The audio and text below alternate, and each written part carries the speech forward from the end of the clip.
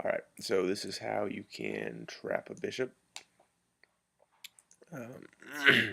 So this is a kind of situation you might find yourself in where you are up a bishop and your opponent has 3 pawns for the piece, which is equal points wise. And this is how, and you might look at this first glance and be like, well, you can just take this pawn and then white will be winning because you'll be up a point. But that's actually where the trap comes from. So you take the pawn and then they close the door behind you, and this is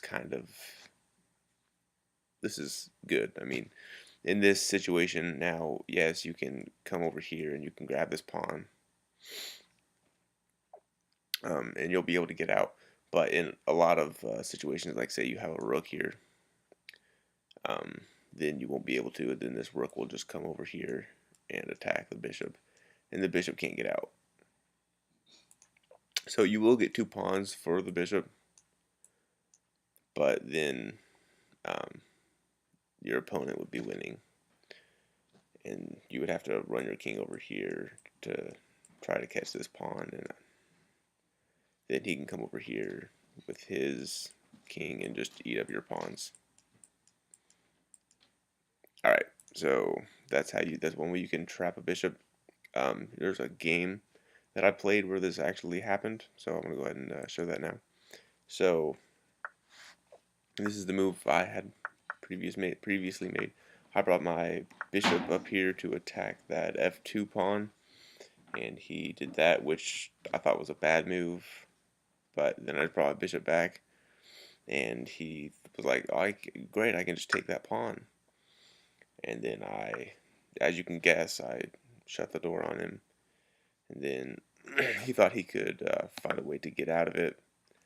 I just reinforced the pawn with the bishop, and then he thinks that he can bring his king over here, then bring his rook right here, bring his rook over here, bring his rook over here.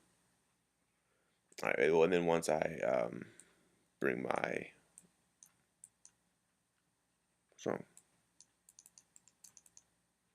Oh, okay, once I bring my rook down here, he thinks he can bring his rook over to this square on e1 next to his king, and then make him come down here and checkmate me on my back rank, because my back rank is weak after the bishop comes up here, which it does.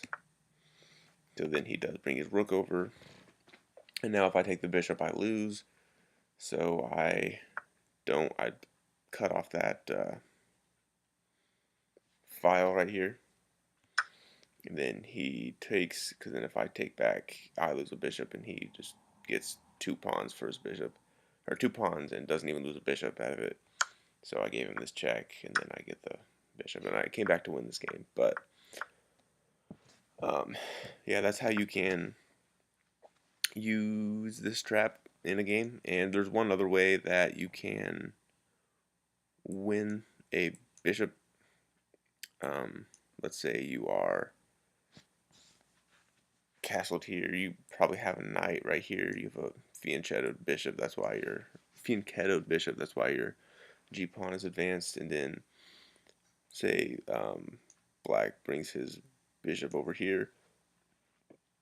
Maybe you've seen this before. This is obviously like the most exaggerated example of this, but you kick the bishop, and then the bishop will come back, and you can play g4, and then the bishop can't go anywhere because he's blocked by his own pawn. He can't retreat.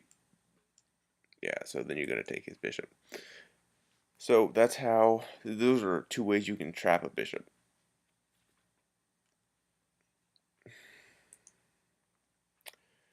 Great, so there you go, like and subscribe and all that good typical YouTube jazz. So tell me if you can use this in your games, if you have used this in your games, if you've maybe fallen for this in your games, things like that.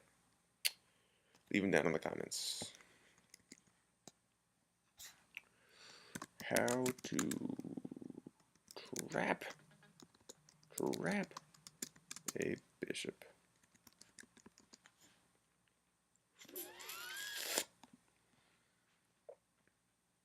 Mm-hmm.